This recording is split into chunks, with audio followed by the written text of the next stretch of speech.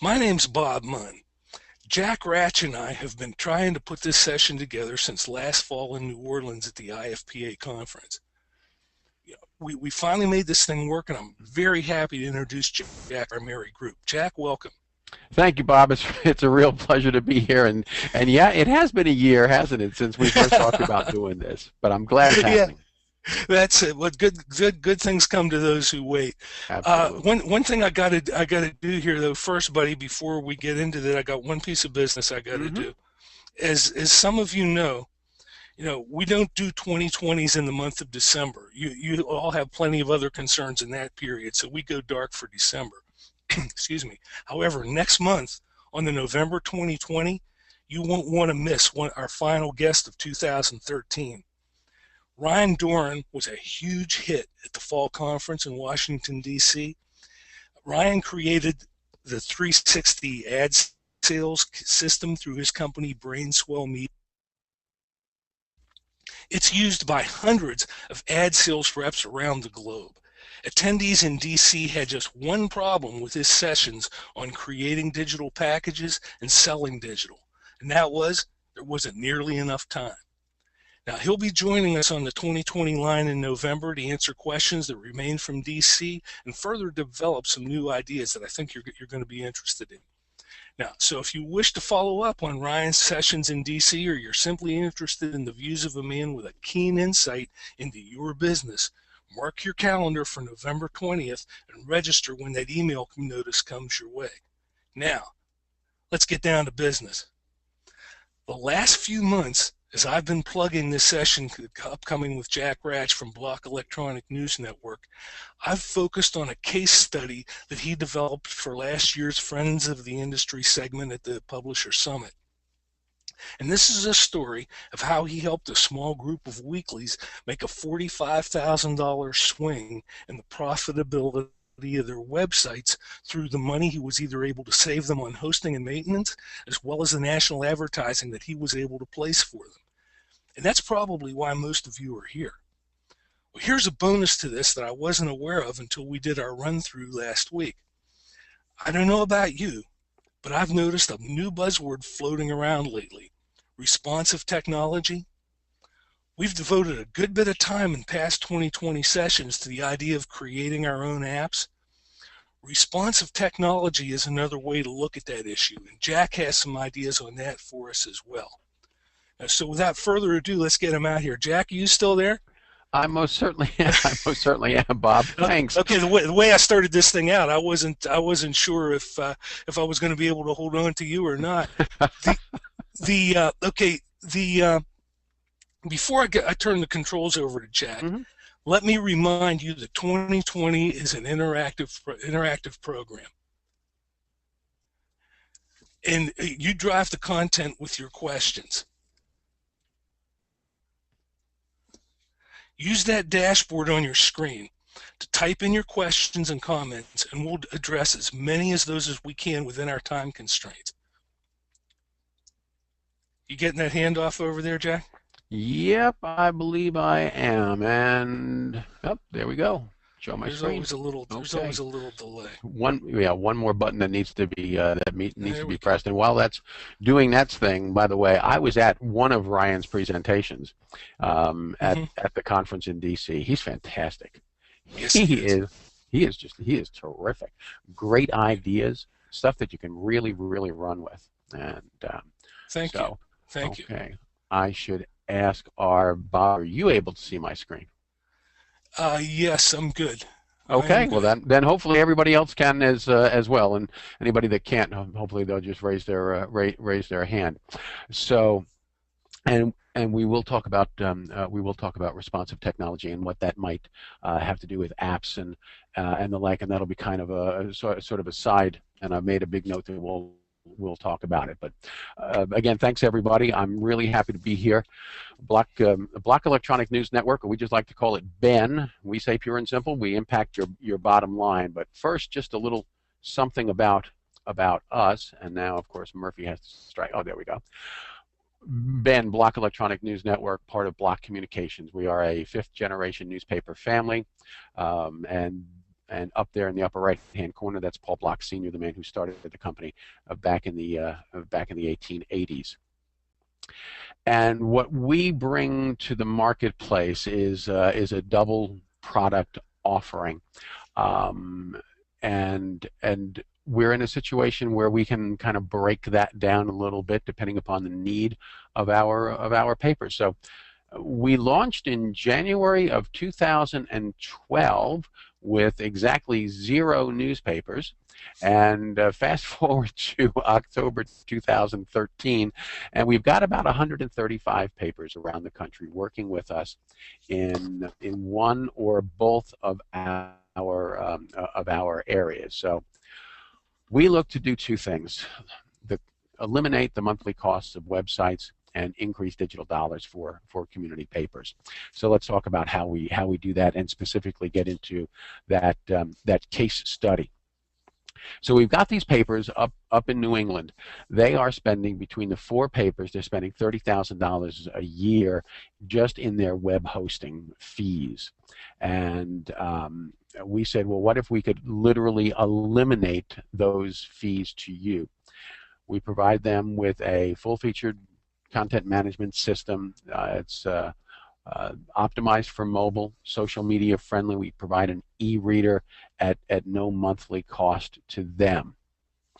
And our newest templates are built on this responsive technology. And just to take a moment to talk about that, what responsive does is it provides the best possible experience for the visitor to the website, regardless of what they're using to get there, be it a smartphone all the way up to a smart TV. So it's able to acknowledge, oh, well, Jack's on a laptop, but Bob's on an iPad.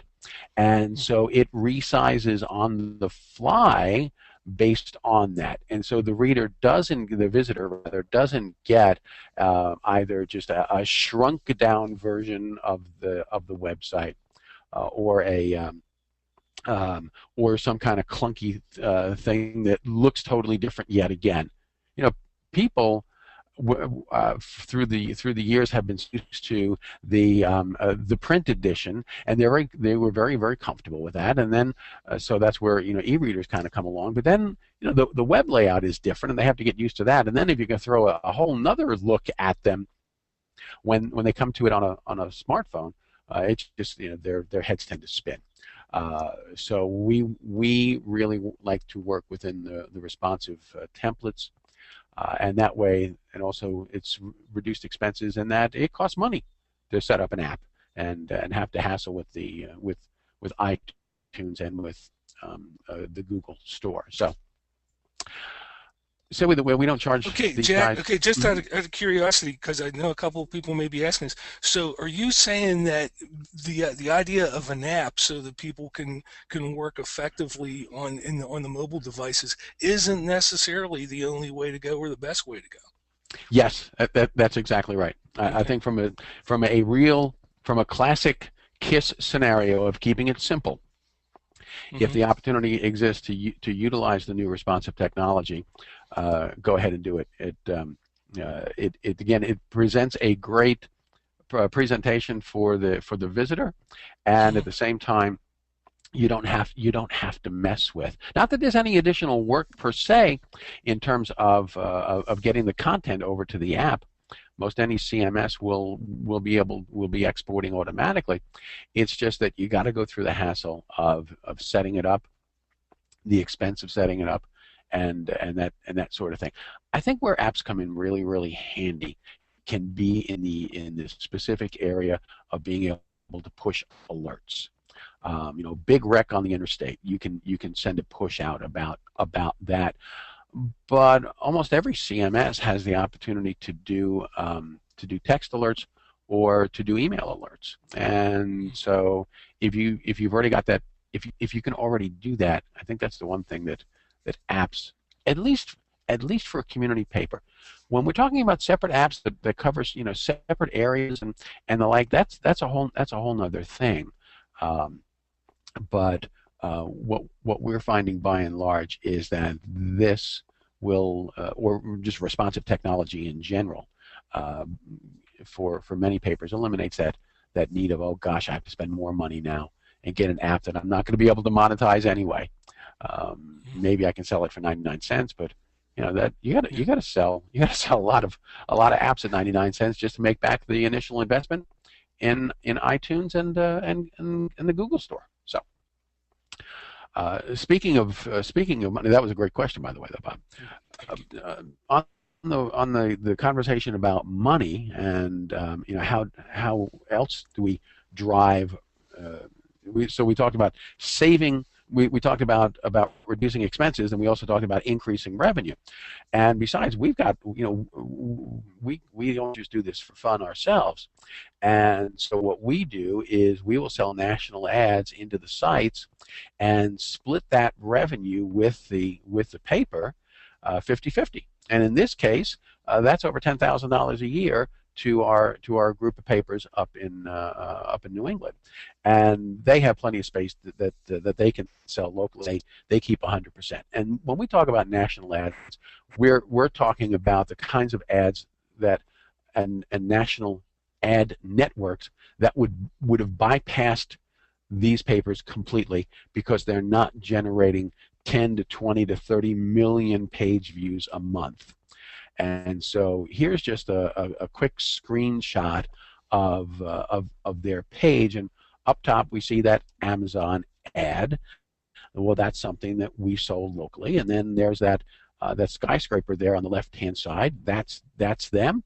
They keep 100% of that. They have a daily deals offer. Well, that's they wanted that incorporated into it. There it is. They wanted a weather widget, and so we laid out the site in keeping with how it was that they wanted their site laid out within the limitations of the template. And I want to point out, and we'll talk a little bit more about it as we go, Bob. That third arrow over on the right-hand side, that's a video widget. It's purely optional, but we have a number of different things that we can bring to our papers. Same thing here. This video widget, they're connected with MLB, with the NFL, and so they have access to the sports videos. They pay to be on the site, but quite frankly, they don't normally work at the community level, but they will through us because they write us one check each quarter, and then we distribute the money out to the individual papers. The videos are then ranked based on DMA, and so the first thing that they would see would be whatever the big sports story is, and then the second or third story would be more specific to them regionally. But that's just something optional that we bring to the conversation. That wouldn't be available to any of our publishers any other way because most of those guys don't even know we exist. Exactly. And it's quality content that once the widget is installed, and that's nothing more than it takes up the space of a 300 by 250, drop it in, you're done, and it automatically updates, as do all of our national ads. So we talk about the cash flow swing, and you're right, it's between $40,000 and $45,000 a year when you take away their expenses, and the fact that and now with their fifth site, that's where we get to that $45,000 mark, where we're writing them checks each and every month, and that was just such a wonderful unsolicited comment when they got their very first check from us, and then we turned around and they asked us to create a fifth site, which they'd always wanted to do, but it was cost prohibitive, and that site is up and running and going and growing, and we're real happy about that. So that's kind of the big component of it. But Bob, I can't tell you how many papers have come up and said, for whatever reason, either gosh, we really like our site, we really like the look of it, or we're under a multi-year contract, or gee, we just got finished launching this site. I don't want to have to go through it again. I don't want to have to learn a new platform. I don't want to have to learn a new system, even though this is very simple. And they've said, but gosh, I'd love to have those Amazon.com ads, or probably on a number of our sites today is going to be ESPN promoting Monday Night Football. Mm-hmm. And I met with a group of papers just the other day in Ohio, and one of the people who happened to be there is one of our papers that just runs our ads. And he said, let me tell you, people started noticing that we were running ads on our sites for BMW and for Mm-hmm. ESPN. And so that brings us to the second part of our case study. Okay, And just that, a second, Jack. sure, I just Bob. want to remind the folks out there that we're taking the questions now. So if you can think of a question or something you'd like Jack to address in real time, type that thing in for me, and I will make sure that Jack addresses it. Great. Sorry to No, interrupt. that's no, We're getting no into the inter- real money part of it, and I yeah, yeah. don't want to waylay you in that. And that's usually where people like to focus. And so and as I say, so for papers who don't want to make a change but they want to increase their digital dollars, we can provide them with the ad code from these big ad networks, and these ads, like for BMW or Amazon or ESPN for Monday Night Football, will begin appearing on unused inventory on their sites, and it self-tracks. It changes the campaigns remotely. So ESPN likes to be on there every Monday. We see a lot of travel and tourism sites on Thursdays. So you see hotel chains. You might see some airlines, as well as some Travelocity type ads. But Pueblo Chieftain is just one in particular that they admitted full well that they were not doing a really great job in generating revenue from their website, and they wanted to tap into these national ads. So we took a look at their site and went right down to the very bottom, and they never even offered the bottom leaderboard. We said, you could offer an ad right down there. They said, well, again, hasn't been a whole lot of demand, so we haven't done anything with it. We said, well, we'll take it. So what was inventory that was getting $0, about $8,000 a year off of that one singular ad going out to the Pueblo Chieftain. And Bob, this is probably the area that resonates immediately with our papers, with papers who jump on board with us. Is I really like the idea of having these kinds of ads. We're very careful about the kinds of ads that we accept, and I think this is really important, because if they won't, so at the home base, which is how this all came to be. We put all of our papers together. We aggregate all of our papers, and we have a woman who oversees the interaction with the ad networks, and bless her heart, she looks out. She says, I don't want any mature themed ads, no alcohol, no tobacco, no politicians, no causes. I don't want to mess with it. You know what? I want BMW. I want I want I want Bank of America. I want ESPN. I don't want some newspaper calling us going, what is this? And so we are very careful about those kinds of things, and we don't accept them, and our papers don't have to worry about it. If there's ever a question, we block an ad in a matter of minutes. And there is one particular politician who somehow occasionally has been able to get through because he creates new URLs, and he's done this twice to us in the last year and a half, and we've caught him each time, and we block him, and then he can't show up on any of our sites.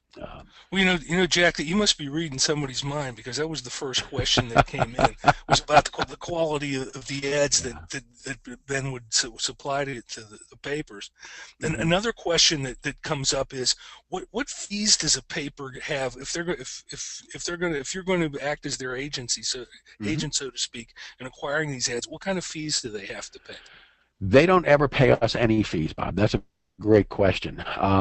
Now, so we split the net, meaning the ad agency, the ad network, will take their they'll take their standard agency commission. We split that money 50-50, and there are no other fees, because quite frankly, after the first couple of hours, in terms of us getting the specific ad code. So the chieftain has ad code that has some sort of an identifier. This is way over my head from a technical standpoint, but there's an identifier in there so that it tracks specifically the number of impressions to the chieftain. So once we get that and we deliver it to the chieftain, and we'll help them if they need to. In most cases, they don't need any help whatsoever to drop the ad code in, and we work in standard IAB ad sizes, leaderboard, 728 by 90, the box ad, the 300 by 250, and the 160 by 600 skyscraper. Once they drop that in, that's it. Our work is done, other than monitoring the entire network. And then once a month, we run a report that tells us this is exactly how many impressions the chieftain had.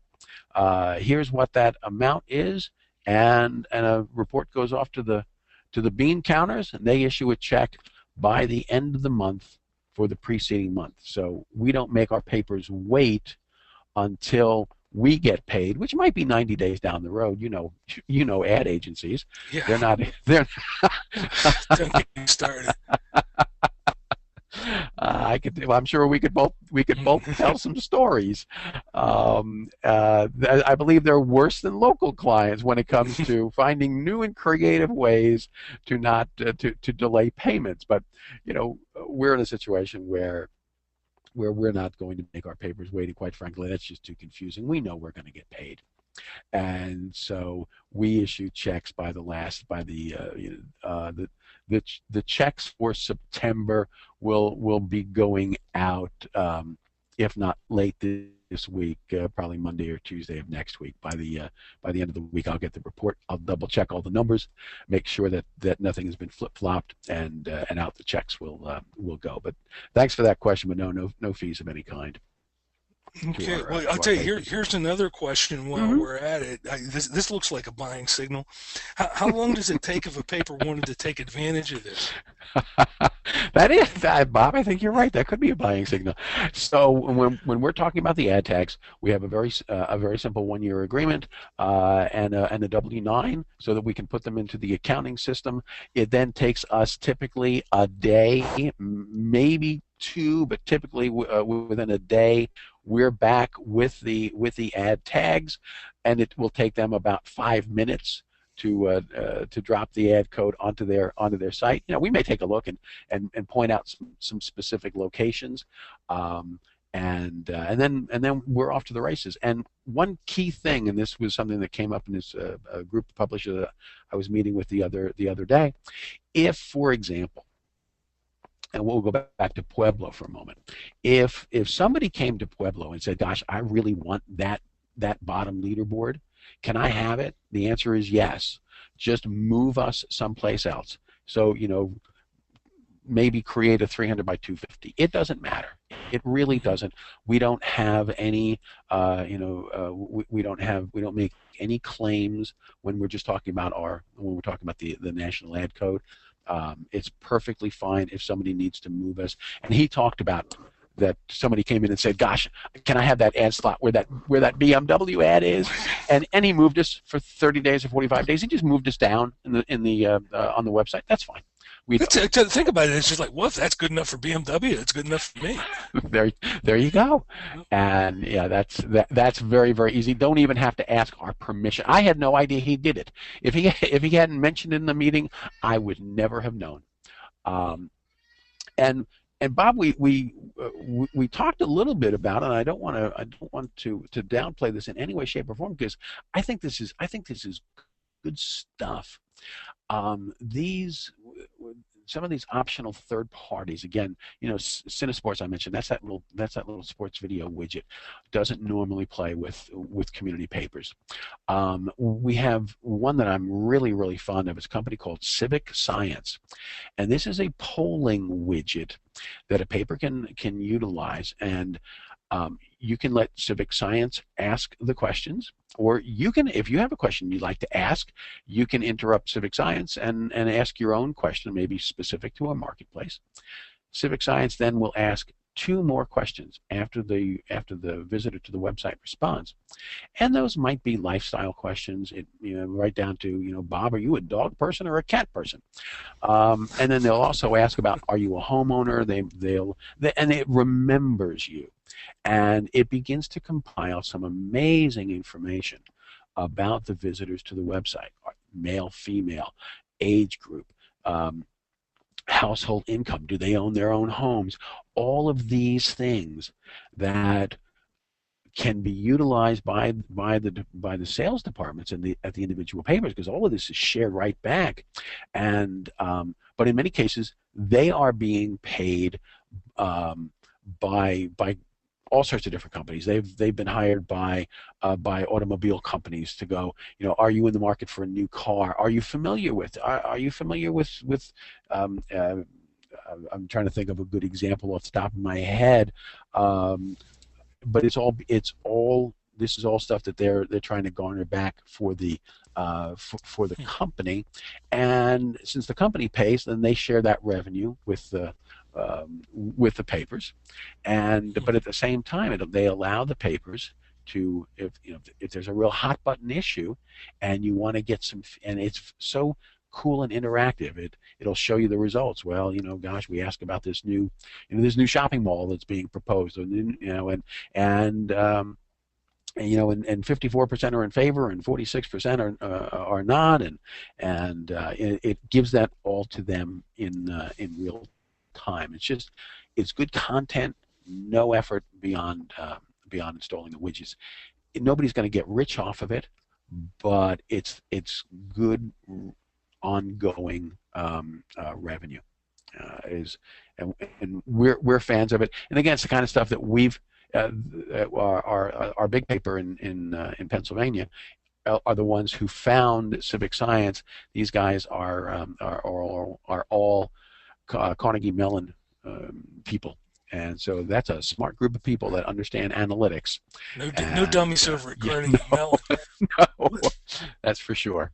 Okay, now when we were talking, and I may be going off, but when we were talking about this the other day, did I get the impression, and I could be wrong here, that your member publishers, your people who are taking advantage of these things, also get access to the research that Absolutely.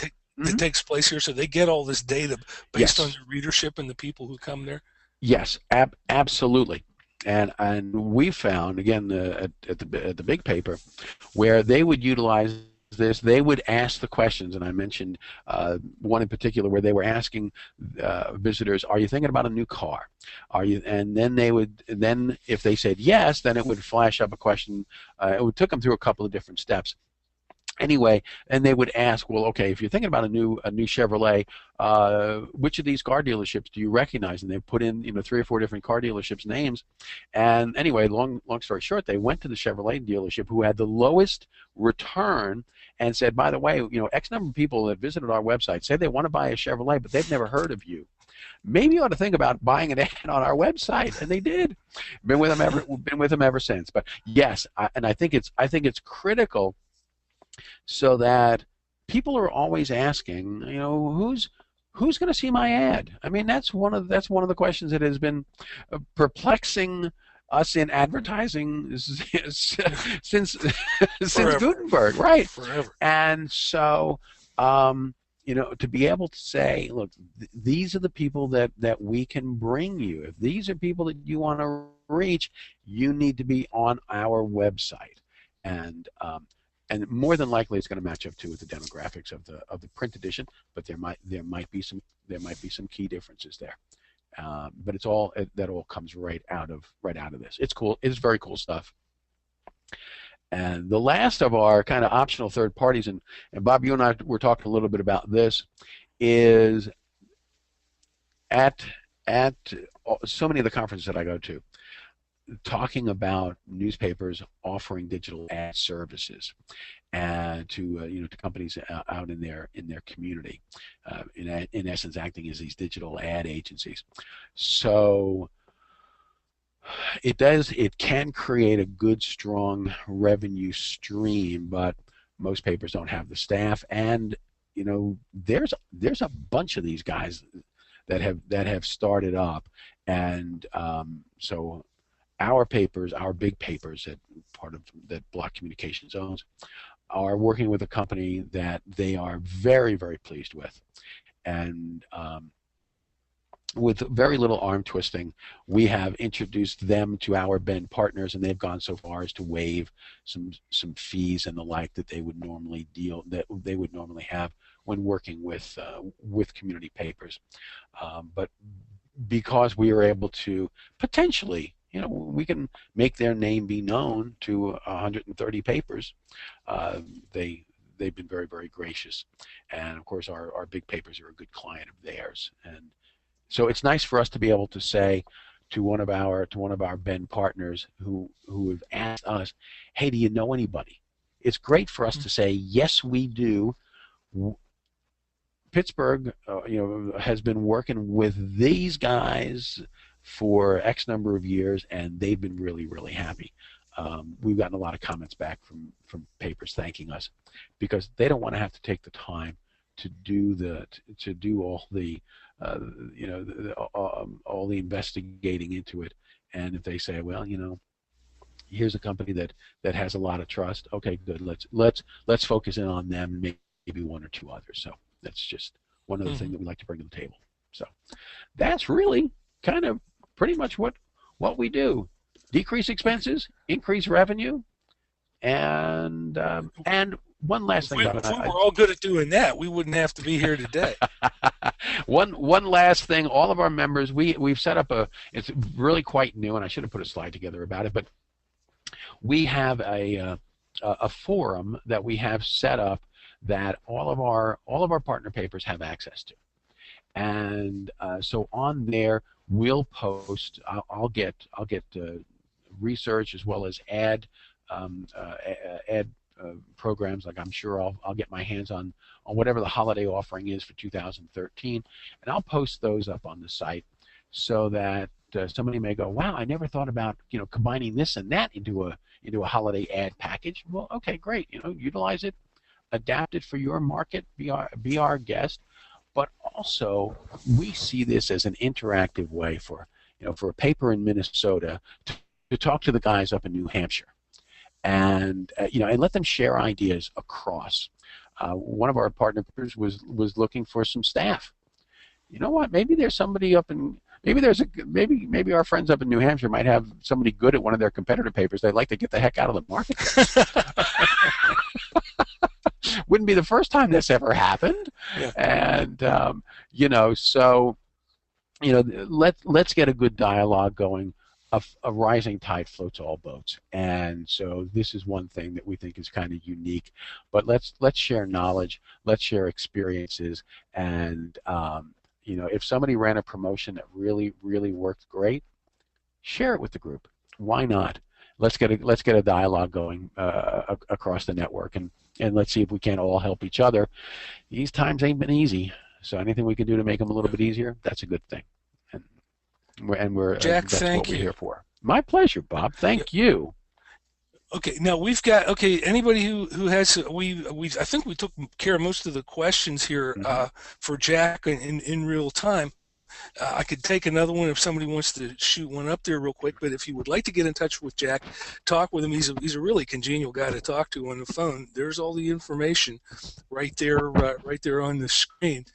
I'm gonna.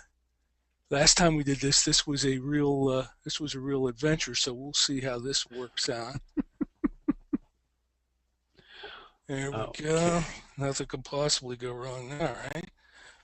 But Jack's given us a lot to think about, and I want to thank him for each of you. Those of you who have further questions, get in touch with Jack, and he's going to help you get them answered.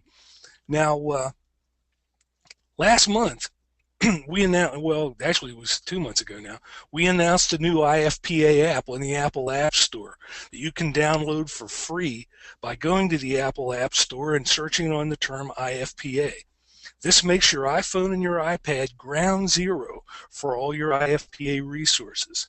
Now, a lot of people in DC began using it for all the conference details and the schedules and things, and there's been a lot of conversations surrounding the potential for this app. Now, in particular, for our purposes right now, if you look down there in the lower right-hand corner, you see that screen will take you to the YouTube recordings of our past 2020 sessions, just like this one. And hopefully in a couple of days, we'll have this one up there for folks to in the archive as well. Now, to give you an idea, in the spirit of our new app, which puts a library of past 2020 archived content at your fingertips, let's take a quick minute to look back at the last 3 years in some of those past sessions. You know, the first year was primarily monthly sales training, which took place before we really figured out that we could record these things. But the first session back in January 2011 really set the tone. You can't go to a public conference anywhere. In fact, we talked a little bit about it today. You can't go anywhere anymore and not hear about publishers talking about taking on the role of the digital agency. Dan Buendo and Mark Helmer, the fathers of 2020, by the way, were talking about this 2.5 years ago, and they had been in it for years before that. This is the first recording that we did. It's kind of primitive. In fact, it probably needs to be done over, but the material is still more than relevant. It's vital. You know, Luann Sorensen and Tina Detner from Metro Creative Graphics followed that up with a look at the way their service helped blend print and online campaigns for your customers. Brian Rushing in Houma, Louisiana, supplements his free publication with a spectacular glossy community magazine, Point of View. He and his editor, Terry Trahune, sat down to outline some ideas on starting similar publications in your markets. That's a real popular episode there. Barb Perry and Doug Fabian were in here discussing promotions and programs they use to internally keep their sales teams fresh and on point. This one, if you'll remember, was produced from a hotel room in Atlanta, which taught us that we didn't want to do that anymore. The highlight for me was when the maid came in the middle of it to change the room. I mean, that really happened. This is the topic that really blew up. Huge interest in using the iPad as a sales team tool. And it happened, like so many of these things do, because of a conversation at a conference. A bunch of us were sitting around a table talking, and JW kept saying, we do that. Yep, we do that too. And one of our most popular 2020 topics was born. If any of you haven't seen this one, there is stuff in there that I am still using in my training today. Great content there. Now, Tim Bingaman would be embarrassed to hear me say this, but anyone who is paying attention knows that he and his people at CVC are one of community publishing industry's secret weapons. Here in this episode, he talked about publishers who made distribution conversions from mail and carrier to demand distributions. In some ways, it's a cautionary tale, but it's something we all need to be aware of. Now, with this one, 2020 went back to its sales training roots. This guy came in, talked about the way that salespeople talk about money. I don't remember a whole lot about that session, but as I recall, that guy was really good. Now, Justin Jarina came in to show us how SiteSwan empowered traditional publishers to build websites for their customers. A number of publishers who have adopted SiteSwan have similar success stories. And it's one of the many examples of the way IFPA's industry vendors are really the research and development arm of our industry. There's just so much we can learn from them, and this was a great example of that. Website development is a key element of the digital agency. That brought Dan Buendo back to us again to show us how their agency, Envision Marketing, manages client Facebook presences and gets paid for it. Now, our good friend Joe Nicastro came in to show us how he uses technology to do the job of a half dozen salespeople on his 7 monthly publications. Just with technology, he does the job of 7. Joe continues to be one of our industry's most prolific innovators. Barb Perry came back in to talk about the opportunities in selling CADNet ads. There are people and I'm not going to name names, who have built seven-figure businesses based on hooking publishing association programs up with the right advertisers. I know it drives Barb crazy to think of all that money that we're leaving out there. Our buddy J.W. Owen was back for a triumphant return after his gangbusters presentation on the iPad. This one focused on apps that salespeople use on all their mobile devices to enhance productivity. Again, well worth the time you'd invest to rewatch it. And speaking of vendors performing the research and development function for our industry, Ken Hubert is a publisher in suburban Milwaukee who's on the leading edge of mobile advertising solutions. Ken's approach to publishing is truly innovative, one you should know more about. So check in with that one. That was a lot of people have been talking about that. Lee Little from Bar Z Adventures was in here a couple of months ago to explain his approach to building custom apps for people. I just saw one that he did for JW and Glenn Fetzner down in Florida. You use your own judgment, but I really think they've taken this to a new level. And finally, I saved this one for last because it has been by far the most popular session. Joe Mathis' innovative approach to auto dealer advertising really must be seen. And from the numbers, you probably have. But Joe's approach is a textbook example of what an innovative publisher can do for their customers when they're pressed to do it. When all looks well and you look outside the envelope, this is exactly that kind of story. And this is what makes that kind of thing so valuable. As I said before, most of these sessions are available through our YouTube channel and with links from the ifpa.com website or directly through this new IFPA app. Just go to the Apple App Store, search on IFPA, take your free download. Just another example of IFPA helping you get in front of this fast-moving industry. That is a cool app. Pardon me for jumping in, but that is a very, very, very cool app because it's content that can't be found elsewhere, and I think that's where apps really, you were asking me about responsive technology. What you just did, that what you're describing is stuff that apps are perfect for. Don't get me wrong. I'm not a hater of apps by any stretch of the imagination. Jack's an old radio guy. He knows when a guy needs a drink of water real quick. Okay, I'm going to be quiet now. Thank you. But anyway, that's 2020, and I want to thank IFPA for the opportunity to share this time with you, and I look forward to doing more in the future.